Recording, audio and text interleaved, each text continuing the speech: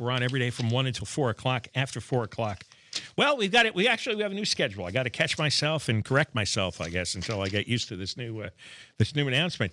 Now we are going to post the podcast every hour as soon as the hour is over. So the 1 o'clock hour will be posted shortly after 2 o'clock. We'll see how fast Eric can get this done. I'm working as fast as I can here. All right. I'm talking as fast as I can so we can get to the end of the hour. So at the 1 o'clock hour will be posted just after 2 o'clock, the 2 o'clock hour just after 3 o'clock, the 3 o'clock hour just after 4 o'clock. Hour by hour posting. You no longer have to wait to the end of the show. So we're going to be in competition with ourselves now. But we just did a lot on the mileage tax, which is sledding its way through Sacramento, 6 cents a mile for every mile you drive on top of the gas tax. So you're going to want to listen to that. Now, a couple of stories here. Remember Gavin Newsom got himself all worked up. He was preening and primping. Well, yeah, inside his head, if you actually drilled into Gavin Newsom's head, you'd hit nothing but hair gel. I'm not talking on his hair. I mean, inside his head, his brain must be made of hair gel because he made a big deal about the mask ban. ICE agents can't wear masks in California. And so far, there has not been a single ICE agent arrested or detained for wearing a mask. Because minute one, I said, no local law enforcement is going to enforce that law. No local law enforcement is going up to armed ICE agents and saying, hey, pull that mask off or you're under arrest. And so far, since this thing passed, and I forget what month it passed last year, the number has been 0. It was just complete nonsense on his part, just preening for the camera. I made a bad mistake. Jim McDonnell, the police chief for LAPD, at a press conference Friday, said that his officers will not enforce the mask ban. Quote, it wasn't well thought out, said McDonnell. The reality of one armed agency approaching another armed agency to create conflict over something that would be a misdemeanor at best or an infraction, it doesn't make any sense.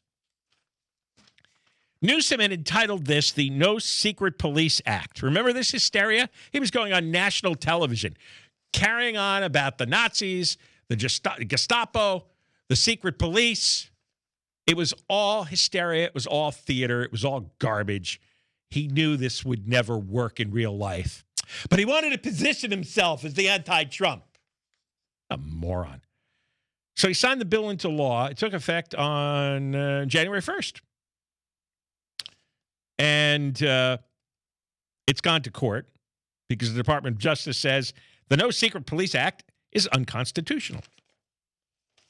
Because you can't have some penny ante governor tell the president of the United States how he's going to have his law enforcement dress. It's called the Supremacy Clause. But Newsom campaigns for stupid people approval. Most people don't know about the Supremacy Clause, which is why they don't understand that the federal government rules immigration policy, not the states, and that includes the masks that the ICE officers wear. Oh, by the way, in that riot on Friday night downtown, protesters threw water bottles, rocks, debris, and other objects at the federal officers, and that's why they have to have masks. And because they're targeted by their identity. If everybody knew their identity, they'd be killed. That some people would come up to their homes and kidnap their wife and kids, and these officers would be followed to their house. And that's why you have masks. Now, second stupid story. Did you watch any of the Grammys last night? I didn't. I usually do watch those types of shows, but I did not. It was on in the background. My wife likes looking at the dresses. Yeah, I know. I missed that part. I didn't really pay attention, so I missed this. Apparently, Billie Eilish, she got up and declared no one is illegal on stolen land. I don't know if you've ever been to a public event or like a public meeting, a council meeting or some such thing. They often stop and they have a moment of silent meditation. I've actually witnessed these things where we're supposed to remember the Tongva Indian tribe, which used to, on the west side of Los Angeles, I guess they used to inhabit much of that land hundreds of years ago. And they don't anymore. And so she's doing a twofer on this. No, you can't have an illegal alien if the land itself is stolen. Now, she got a lot of blowback online because Billie Eilish is worth over $50 million. And I found a website that just runs through all the homes that she and her family own. You got a house in Highland Park that's worth about $800,000. That's your childhood home. And then her brother has, and her brother was up on stage with her. Yeah, he's the producer. Her brother bought a Spanish colonial in Los Feliz. That's $2.7 million. They've got a Malibu beach house, the family, $5.2 million for 1,250 square feet. That's just for starters. That's just like the first article I saw that they put together. So three big homes. And the general message online is, if you're upset because the Tongva Indians had their land stolen, why not give up your house and your land and take in some Tongva Indians? Now, I don't know how many have survived in the tribe. I don't know if they're on a reservation. I don't know, if there are any Tongvas left alive, but maybe they're descendants. Somebody, right? Here's my house. Here is my land. Right. I own.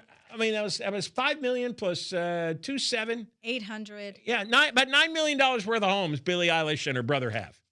Turn it over to the Tongvas. Make each one a reservation. Sure, John. Yeah. Well, if you're upset about it, she's apparently, from what I understand, the Grammys had a lapse. They went back into woke lecturing, which is what they were doing 5-6 years ago, and it destroyed the television audience numbers because you just couldn't take it. Well, I'm sure the Oscars are going to be very, very much the same. They stopped doing it a couple of years ago, and the numbers started going back up because people would hang in longer, right? Because for me, I would watch for a few minutes, and the first woke comment, I'm out, changing the channel. That I have zero interest in listening to these people. I don't know how they could be so stupid and so uneducated and so irritating. And I just turn it off because I don't need to be aggravated. And it's one thing to have an opinion that you don't agree with, but when it comes from somebody who's really a functional vegetable and they're arrogant and obnoxious about it, like forget it. That's not entertainment. That's just nonsense. And then the hypocrisy of owning $9 million worth of property, but it's on stolen land. Turn your land over. Has anyone ever done that? Has any of these woke heads ever turned over their house to a Native American family?